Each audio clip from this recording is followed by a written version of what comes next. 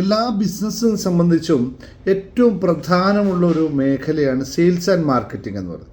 എന്താണ് ഈ sales and marketing തമ്മിലുള്ള വ്യത്യാസമെന്ന് എത്ര പേര് ശ്രദ്ധിച്ചിട്ടുണ്ടാവും. വലിയ ബിസിനസ്സുകാരും വലിയ രീതിയിൽ ബിസിനസ്സിൻ്റെ പ്രാവീണ്യം നേടിയവർക്ക് ശ്രദ്ധിച്ചിരുന്ന സാധാരണക്കാരെ സംബന്ധിച്ച് എന്താണ് ഇത് ഡിഫറൻസ് എന്ന് ചിന്തിച്ചിട്ടുണ്ടോ നിങ്ങൾ?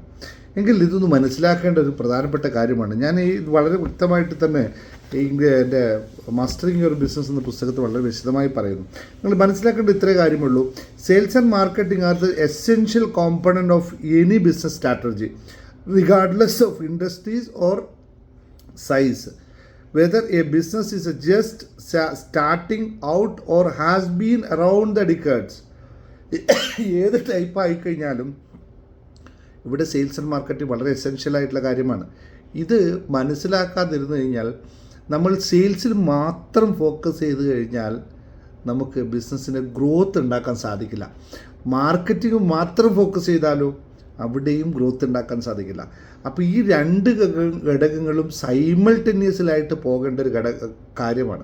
മാർക്കറ്റിംഗ് ഇല്ലാതെ കണ്ട് ബിസിനസ്സിനെ ഗ്രോത്ത് ചെയ്യാന്ന് പോസിബിൾ അല്ലാത്ത കാര്യമാണ്. അതുപോലെ തന്നെ സെയിൽസ്, സ്ട്രാറ്റജിക് ആയിട്ടുള്ള സെയിൽസ് മെത്തേഡ് ഇല്ലായിരുന്നാൽ അതും കമ്പനിയെ അല്ലെങ്കിൽ ബിസിനസ്സിനെ ഗ്രോത്ത് ചെയ്യിപ്പിക്കാൻ നമുക്ക് പ്രയാസമുള്ള കാര്യമാണ്. ഇത് ഞാൻ ലളിതമായി പറഞ്ഞു വന്നേ ഉള്ളൂ. ഇതൊന്ന് കൃത്യമായി ഇതിൻ്റെ അറ്റ്ലീസ്റ്റ് എൻ്റർപ്രണർ മനസ്സിലാക്കണം.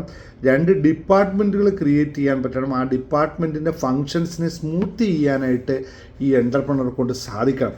അപ്പോഴാണ് ആ ബിസിനസ് ഭംഗിയാക്കി കൊണ്ടുപോകാൻ അല്ലെങ്കിൽ വിജയിപ്പിക്കാൻ പറ്റുന്നത്. ഇവിടെ നമ്മൾ മനസ്സിലാക്കേണ്ട പ്രധാനപ്പെട്ട കാര്യം എന്ന് വെച്ചാൽ, മാർക്കറ്റിംഗ് എന്ന് പറഞ്ഞാൽ nothing but making an awareness of your product to the പബ്ലിക്കാണ്.